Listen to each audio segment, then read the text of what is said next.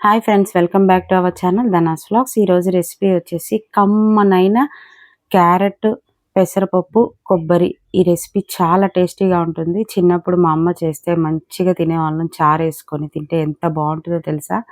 ఒకసారి ట్రై చేయండి, మీకు నచ్చి తీరుతుంది. మీ ఫ్యామిలీ మెంబర్స్కి కూడా కొత్త డిష్ని సింపుల్ అండ్ ఈజీగా చక్కగా నోటికి రుచిగా చేసి పెట్టిన వాళ్ళు అవుతారు. దీనికోసం నేను ఒక 2 పచ్చిమిర్చిలు అయితే తీసుకోవాలి. పెద్దగా ఉంది కాబట్టి ఒకటి తీసుకున్నాను. ఒక చిన్న సైజు ఉల్లిపాయని ఈ విధంగా చిన్న ముక్కలు కట్ చేసుకోవాలి. అలాగే అల్లం ఒక అంగుళం ముక్క తీసుకున్నాను అనమాట. సో ఈ విధంగా చెక్కు తీసేసి చిన్న ముక్కలు చేసేసుకొని ఈ విధంగా బౌల్లోకి తీసుకోవాలి. సో దీన్ని ఫస్ట్ ఒక మిక్సీ జార్ తీసుకొని, ఈ మిక్సీ జార్లో నేను కట్ చేసి పెట్టుకున్న ఈ ఉల్లిపాయ, ఈ పచ్చిమిర్చి, అల్లం ముక్కల్ని వేసుకొని ఒక 3-4 వెల్లుల్లి రెబ్బలను కూడా వేసుకొని కచ్చాబచ్చాగా పేస్ట్ అయితే చేసుకోవాలి. ఈ పేస్ట్ చేసుకొని వస్తాను. సో ఇది పేస్ట్ చాలా టేస్ట్ వస్తుందన్నమాట. మనం ఇంకా మళ్ళీ వేరే వేరే స్పైసెస్ వేయకుండా ఇలాగే చక్కగా ఫ్రెష్గా చేసుకుంటే కూర చాలా టేస్టీగా ఉంటుంది.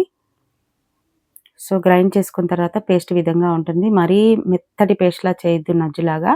ఈ విధంగా కొంచెం బరకగా ఉండేట్టు చూసుకోండి. సో దీన్ని ఒక గిన్నెలో పెట్టుకుంటున్నాను. ఇప్పుడైతే తాలింపు పెట్టేసుకుందాము. ఇక్కడైతే నేను ఒక కళాయి పెట్టుకున్నాను. మందపాటి బాండి పెట్టుకోండి ఏదైనా. ఇందులో ఒక 2 టేబుల్ స్పూన్ల ఆయిల్ అయితే వేసుకున్నాను. దీంట్లో ఆయిల్ వేడెక్కిన తర్వాత ఒక స్పూన్ జీలకర్ర వేసి కాస్త చిటపటలాడిన తర్వాత తాలింపు గింజలు వేసుకోవాలి. ఎప్పుడు చెప్పినట్లు మినపప్పు, ఆవాలు 2 వేసుకున్నాను తాలింపు గింజల్లో. అలాగే ఎండుమిర్చిని 2గా తుంచి వేసుకోవాలి. కొద్దిగా వేగుతున్నప్పుడు ఇందులో కాస్త ఇంగువ వేసుకోండి. అలాగే కరివేపాకు వేసుకోవాలి, ఒక రెమ్మ వేసుకుంటే మంచి ఫ్లేవర్ వస్తుందన్నమాట.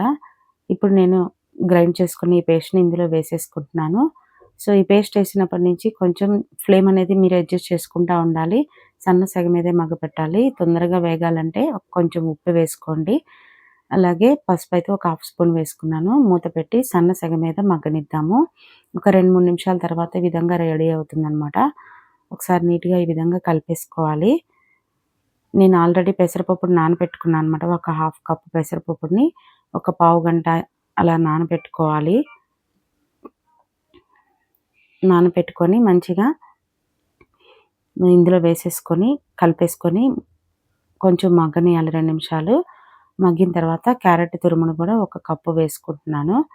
సన్నగా కాకుండా మీడియంగా తురుముకోండి. మరీ సన్నగా అయితే మరీ మెత్తగా అయిపోతుందన్నమాట. సో క్యారెట్ వేసి మంచిగా కలిపి ఈ విధంగా స్ప్రెడ్ చేసి మూత పెట్టి సన్న సెగ మీద ఒక 2 నిమిషాలు మగ్గనివ్వాలి.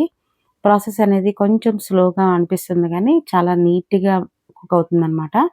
సో ఇందులో ఒక 1/2 కప్పు వాటర్ వేసేసి ఒకసారి కలుపుకోవాలి. అప్పుడే కదా పెసరపప్పు మంచిగా మగ్గుతుంది. నేను ఎక్కడ ఉడికిలేదు సపరేట్గా.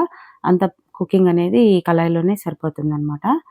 సో మొత్తానికి నేను ఒక 1/2 కప్పు నీళ్ళు అయితే తీసుకున్నాను.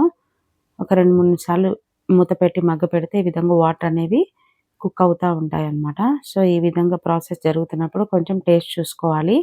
పచ్చిమిర్చి వేసాం కాబట్టి కారం అడ్జస్ట్ అవుతుందో లేదో చూసుకోవాలి. సాల్ట్ కావాలంటే కొంచెం వేసుకోండి. నేను ఇందాక ఒక 1/2 స్పూన్ మాత్రమే వేశాను. ఒకసారి మూత పెట్టి మగ్గపెట్టాలన్నమాట. ఈ విధంగా మంచిగా మగ్గుతూ ఉంటుంది క్యారెట్ అండ్ పెసరపప్పు. సో మనం ఉడికిందో లేదో చూసుకున్నాను. పెసరపప్పు ఈ విధంగా మ్యాష్ అవ్వాలి. ఈ స్టేజ్లో ఒక పావు కప్పు నుంచి 1/2 కప్పు కొబ్బరిని, పచ్చి కొబ్బరిని మంచిగా తురుముకున్నాను. ఆ తురుముని వేసేసుకోవాలి. ఫ్రెష్ కొబ్బరి వేసుకొని టేస్ట్ చాలా బాగుంటుంది. గుర్తుపెట్టుకోండి, పెసరపప్పు మాత్రం మంచిగా ఉడికిపోవాలి. లేదంటే మనకి తర్వాత ప్రాసెస్ అనేది మాడిపోతూ ఉంటుంది. కొబ్బరి వేసిన తర్వాత మంచిగా కలిపేసుకొని సన్న సెగ మీద ఒక 2-3 నిమిషాలు మగ్గిన తర్వాత చూస్తే మంచిగా అంతా కలిసిపోయి చక్కగా కుక్ అయిపోయి ఉంటుందన్నమాట ఈ కూర. చాలా టేస్టీగా ఉంటుంది. చారుకు కానీ, పప్పు చారుకు కానీ చక్కగా సైడ్కి నంచుకోవచ్చు.